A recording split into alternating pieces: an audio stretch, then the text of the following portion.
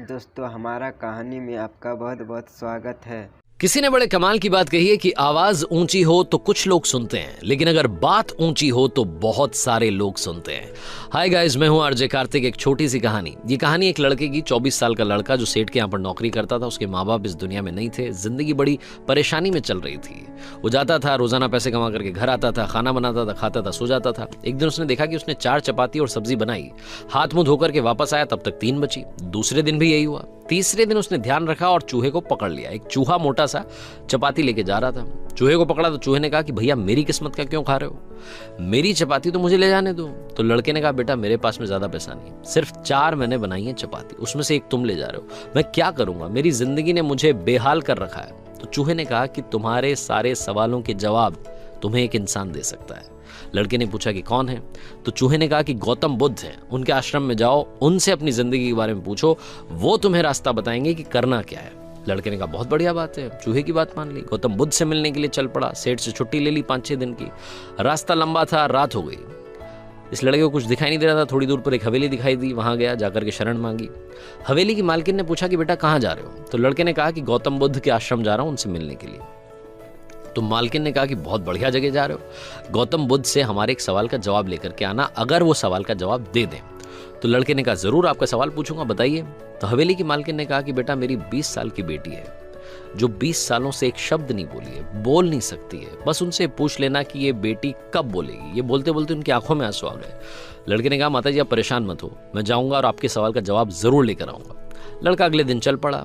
रास्ता बहुत ज्यादा लंबा था। रास्ते में उसे बड़े बड़े पहाड़ मिले, ऊंचे ऊंचे पहाड़, बर्फ वाले पहाड़। उसे समझ नहीं आ रहा था कि कैसे पार करूंगा, बड़ी देर हो जाएगी। तभी उसे एक जादूगर दिखाई दिया जो वहां बैठ करके तपस्या कर रहा था। जादूगर के पास गया, उससे बोला कि मुझे गौतम बुद्ध से मिलने के लिए जाना है, रास्ता तो बहुत ही परेशानी वाला लग रहा है, कैसे मैं पार करूंगा? तो जादूगर ने कहा कि गौतम बुद्ध से मिलने जा रहे हो, मेरे एक सवाल का जवाब लेकर के आ जाना, तुम्हें फटाफट से पार करा दूंगा।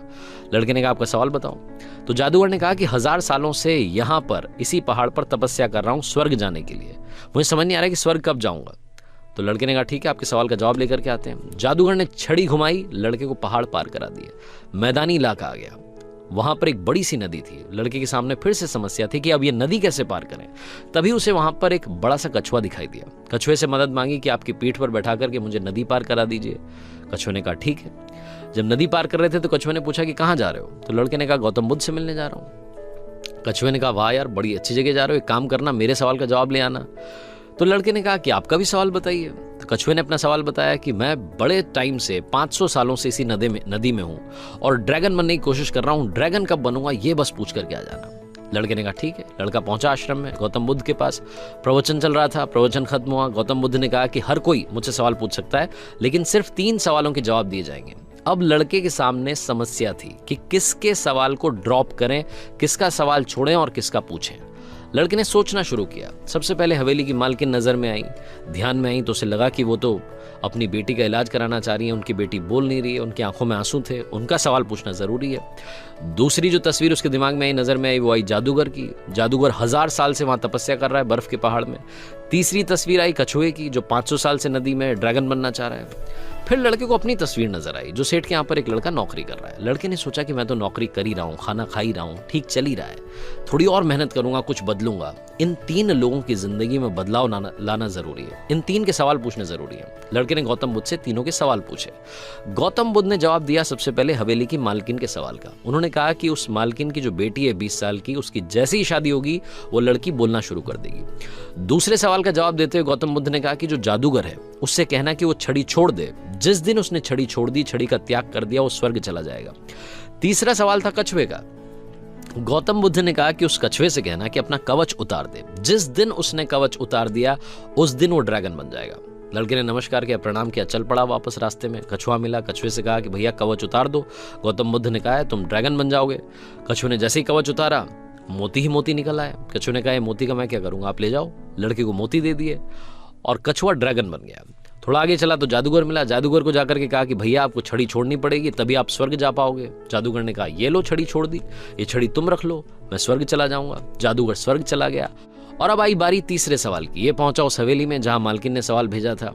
मालकिन से जाकर के बोला कि मालकिन, आपका जो सवाल था उसको जवाब मिल गया है। आपकी 20 साल की बेटी की जिस दिन शादी हो जाएगी उस दिन ही बोलना शुरू कर देगी। उन्होंने कहा क्या बात है, तो देर कैसी, मेरे सामने ही तो दूल्हा बैठा है, तुमसे बढ़िया लड़का कौन हो सकता है। लड़की को बुलाया गया, लड़के ने लड़की को देखा, लड़की ने लड़के को देखा, शादी करा दी गई। और जैसे ही शादी हुई लड़की ने पहली बात बोली कि आप तो वही हो जो उस दिन रात में हमारे यहाँ आकर के रुके थे। लड़की ने बोलना शुरू कर दिया। लड़के के पास में जिंदगी में पैसा आ गया, क्योंकि मोती मोती आ गए, जादूगर की छड़ी आ गई, ताकत आ गई और शादी भी हो गई। लड़के की जिंदगी सेटल हो गई, सिर्फ इसलिए क्योंकि उसने अपने सवाल का त्याग कर दिया था। इस दुनिया में जो जहाज होता है जब किनारे पर होता है तो सुरक्षित होता है, सबसे ज्यादा सेफ होता है, लेकिन उसे दूसरे किनारे पर जाने के लिए इस किनारे का त्याग करना पड़ता है, लहरों से भिड़ना पड़ता है, मुकाबला करना पड़ता है। इस लड़के ने जब तक अपना सवाल नहीं छोड़ा था, इसको जवाब नहीं मिले थे। ये छोटी सी कहानी लाइफ में बहुत बड़ी बात सिखाती है। अगर आप कुछ कमाल करना चाहते हैं तो त्याग कीजिए उन बुरी आदतों का, आलस्य का। सुबह जल्दी उठना शुरू कीजिए, अपनी लाइफ में जो बैड हैबिट्स हैं उन्हें हटाइए, तभी जाकर के आप कमाल कर पाएंगे। आरजे कार्तिक एक बार फिर आपसे कहेगा, कर दिखाइए कुछ ऐसा कि दुनिया करना चाहे आपके जैसा। हर सोमवार सुबह 9:30 बजे मेरे चैनल पर देखिए एक नई कहानी। दोस्तों, अगर अच्छा लगा तो इस वीडियो को एक लाइक ज़रूर करना और इस चैनल को सब्सक्राइब जरूर कर देना ऐसे ही लेटेस्ट वीडियो देखने के लिए।